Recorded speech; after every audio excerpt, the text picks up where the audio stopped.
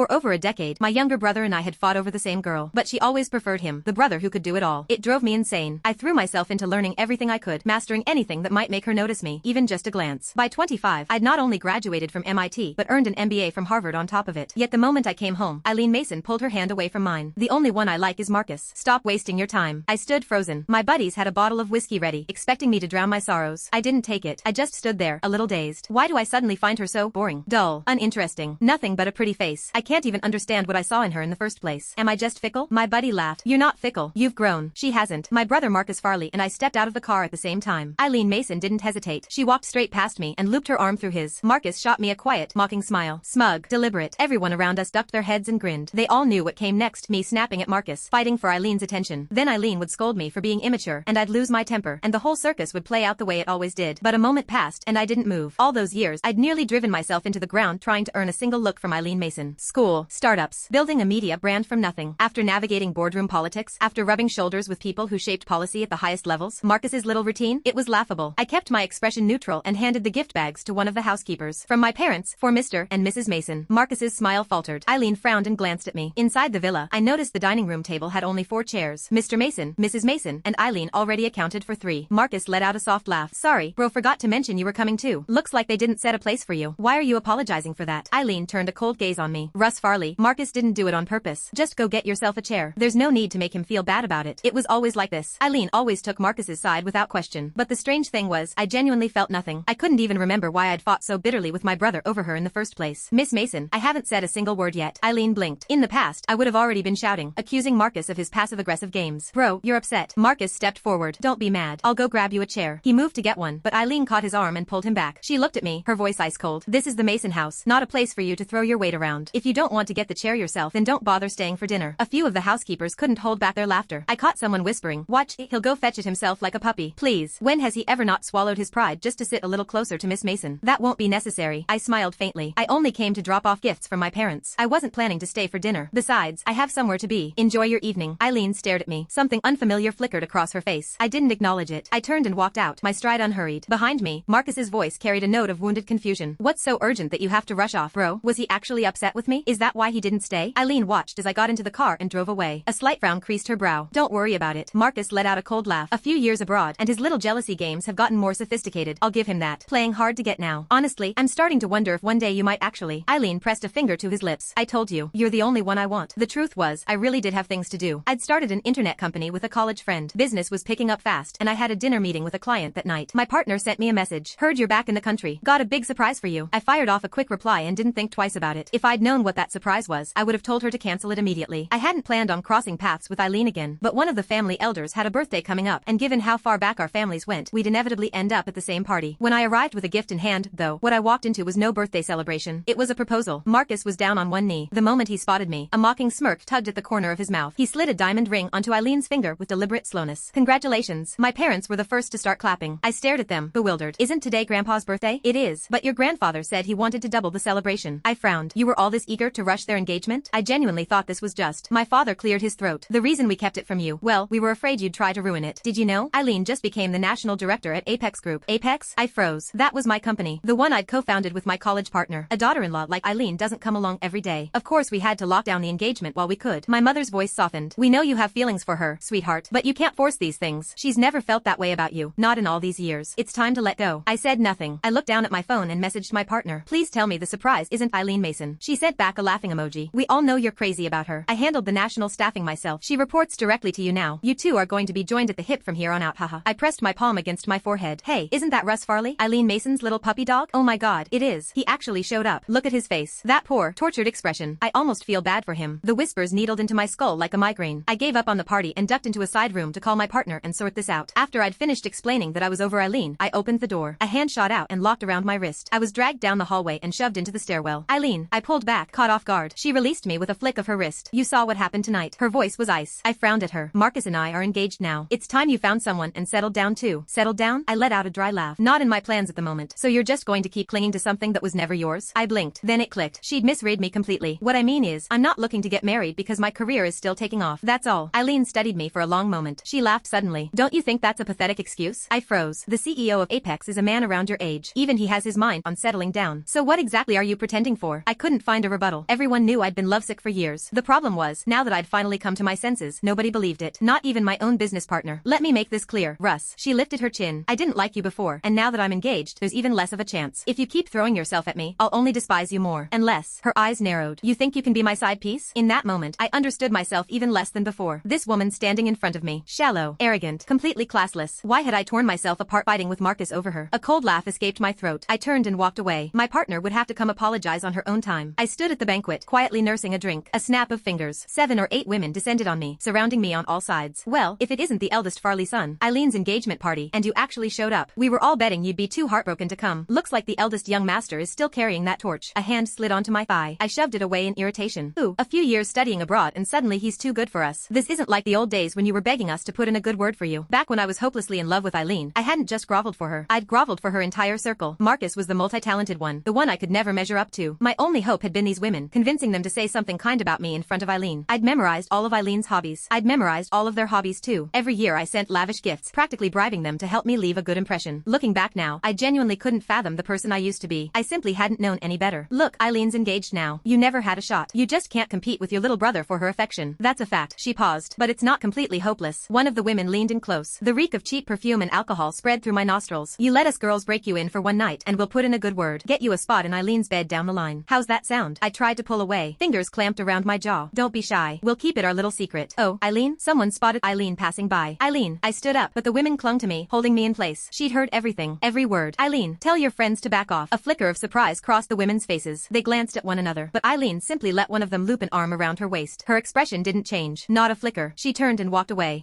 Easy there, young master. 2 of them pressed me back down, one on each side. A glass was pushed to my lips. How do you still not get it? In Eileen's world, your brother ranks above us. We rank above the dog, and the dog ranks above you. My face went cold. So be a good boy. Let us clean you up nice, and we'll talk to Eileen for you. Get you a spot at her side as her loyal little pet. That's right. Relax. We'll keep it between us. The champagne flute tightened in my grip until my knuckles went white.